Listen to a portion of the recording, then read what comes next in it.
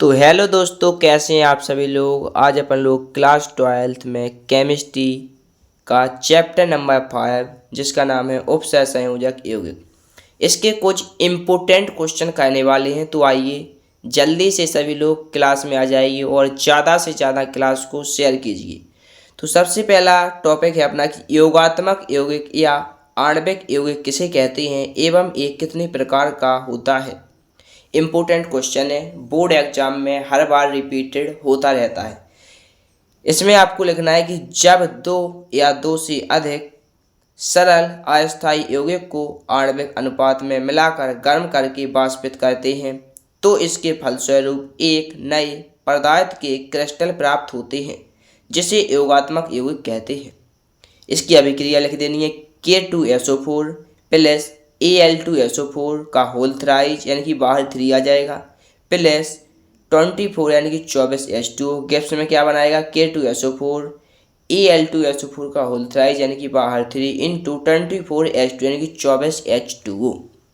इसके बाद है योगात्मक यौगिक के प्रकार हैं कुछ। क्या हैं योगात्मक यौगिक के प्रकार। सबसे पहला है द्विक्लवण, ऐसे यौगिक जो जल में घुलने पर अपने आयनों में वियोजित हो जाते हैं अर्थात विलयन में अपनी पहचान खो देते हैं, उन्हें द्विक्लवण कहते हैं। द्विक्लवण क्या होते हैं? ऐसे यौगिक जो जल में घुलने पर अपने आयनों में वियोजित हो जाते हैं अर्थात विलयन में अपनी पहचान खो देते हैं, उन्हें द्विक्लवण कहते हैं। एग्जाम्पल, सबसे पहला है मोलर लवण। इसका सूत्र होता है FeSO4 इंटू NH4 का होल थ्राइज यानी कि बाहर 3 इंटू SO4 इंटू 6H2O। इसके बाद सेकेंड है पोटास एलम जिसे बोलते हैं फटकरी, K2SO4 इंटू Al2SO4 का होल थ्राइज यानी कि बाहर 3 इंटू 24H2O 24H2O। इसके बाद है carnallite, KCl into MgCl2 into 6H2O। तो आपको ये टॉपिक कंप्लीट कर लेना है क्योंकि ये बोर्ड एग्जाम में हर बार रिपीटेड होते रहते हैं क्वेश्चन, ठीक है। इसके बाद अगला टॉपिक है अपना उपसहसंयोजक यौगिक या संकुल यौगिक क्या है। इम्पोर्टेंट क्वेश्चन है, ऐसे यौगिक जिन्हें जल में या किसी अन्य विलायक में घोलने पर अपने घटक आयनों में वियोजित नहीं होते हैं अर्थात अपनी पहचान बनाए रखते हैं, ऐसे यौगिक को उपसहसंयोजक यौगिक कहते हैं। एग्जाम्पल, CONH3 का होल थ्राइज यानी कि बाहर 6 Cl2 कॉमा K4FeCN का होल थ्राइज यानी नहीं होल 6 यानी कि बाहर 6 K3FeCN6। इसके बाद है उपसहसंयोजक यौगिक से संबंधित परिभाषाएं। पहला है ये पॉइंट है, केंद्रीय धातु परमाणु या केंद्रीय धातु आयन क्या होता है। तो जो होता है जिस धातु परमाणु या आयन से लिगेंड बने रहते हैं उन्हें केंद्रीय धातु परमाणु कहते हैं। Example, K3FeCN6। Fe क्या है? केंद्रीय धातु परमाणु। जो CN6 क्या है? लिगेंड है जी हमने बना दिया F। अब जो CN जो है इससे दूर भाग रहे हैं, क्या भाग रहे हैं जी, इसे बोलते हैं लिगेंड। क्या बोलते हैं इसे? जे है Fe, इससे जो CN जो है दूर भाग रहे हैं, इसे बोलते हैं अपन लोग लिगेंड। क्या बोलते हैं? लिगेंड। इसके बाद है बी पॉइंट। बी पॉइंट में आपको पढ़ना है लिगेंड। क्या पढ़ना है? लिगेंड। बी पॉइंट में लिगेंड क्या होता है? कोई भी धातु परमाणु या आयन जिसमें केंद्रीय धातु परमाणु को इलेक्ट्रॉन युग्म देने की क्षमता होती है उसे लिगेंड कहते हैं। एग्जाम्पल, K4FeCN बाहर 6। Fe को क्या बोलते हैं? केंद्रीय धातु परमाणु, CN6 को लिगेंड। इसके बाद है उपसहसंयोजक यौगिक। केंद्रीय धातु परमाणु से सीधे जुड़े दाता परमाणु लिगेंड की संख्या को उपसहसंयोजक संख्या कहते हैं। एग्जाम्पल, K4FeCN का होल 6 यानी कि बाहर 6, इसे बोलते हैं लिगेंड। केंद्रीय धातु परमाणु जे है Fe, इससे जो CN है वो दूर भाग रहे हैं, इसे उपसहसंयोजक संख्या कितनी हो जाएगी? 6। कितनी हो जाएगी उपसहसंयोजक संख्या? उपसहसंयोजक संख्या है वो हो जाएगी अपनी 6। इसके बाद डी पॉइंट है। डी पॉइंट क्या है? आवेश के आधार पर लिगेंड के प्रकार। आवेश के आधार पर लिगेंड 3 प्रकार के होते हैं। आवेश के आधार पर लिगेंड कितने प्रकार के होते हैं? आवेश के आधार पर लिगेंड 3 प्रकार के होते हैं। कौन कौन से? आइए देखते हैं। सबसे पहला है धनावेश लिगेंड।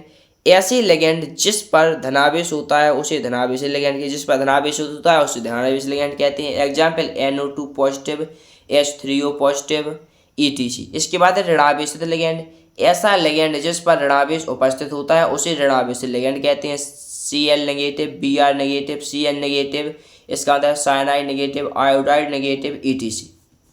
इसके बाद है उदासीन लिगेंड। ऐसा लिगेंड जिस पर कोई आवेश नहीं होता है उसे उदासीन लिगेंड कहते हैं। Example H2O, NH3, PH3, ETC। क्या है? PH3, ETC। इसके बाद अगला टॉपिक है दाता परमाणुओं के आधार पर लिगेंड के प्रकार। एक है एक दंतुल लिगेंड। ऐसा लिगेंड जिसमें एक दाता परमाणु होता है अर्थात एक इलेक्ट्रॉन युग्म देने की क्षमता होती है उसे एक दंतुल लिगेंड कहते हैं। एग्जाम्पल Cn नेगेटिव यानी कि cyanide negative, On positive, Cl negative, cyanide negative, NH3, ETC। इसके बाद है द्विदंतुल लिगेंड। ऐसी लिगेंड जिसमें दो दाता परमाणु अर्थात दो इलेक्ट्रॉन युग्म देने की क्षमता होती है उसे द्विदंतुल लिगेंड कहते हैं। ऑक्सलेट, C2O4, एथिलीन डाइएमीन, इसे बोलते हैं EN, CH2 single bond, NH2 single bond, CH2 single bond, NH2। इसके बाद है बहुदंतुल लिगेंड। ऐसा लिगेंड जिसमें दो या दो से अधिक परमाणु होते हैं अर्थात जिसमें दो से अधिक इलेक्ट्रॉन देने की क्षमता होती है उसे बहुदंतुल लिगेंड कहते हैं। ये है अपना एग्जाम्पल ADTA की power 3 negative, CH2 single bond N दो भागों में टूट जाएगा। ये CH2CW, CH2CW। ये क्या है? दाता परमाणु। ऐसे क्या बन जाएगा? CH2 सिंगल बॉन्ड NH और सिंगल बॉन्ड CH2CW। इसके बाद ADTA की पावर 4 नेगेटिव, ये CH2 सिंगल बॉन्ड N, ये दो भागों में टूट रहा है, CH2CW, CH2CW। इसके बाद दाता परमाणु CH2 सिंगल बॉन्ड N, ये टूट जाएगा दो में, CH2CW, CH2COO।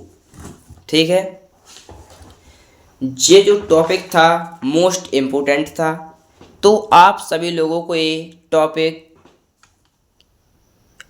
कंप्लीट कर लेने हैं क्योंकि ये बोर्ड एग्ज़ाम में हर बार रिपीटेड होते रहते हैं और 2026 में भी इन क्वेश्चन के आने के चांस हैं।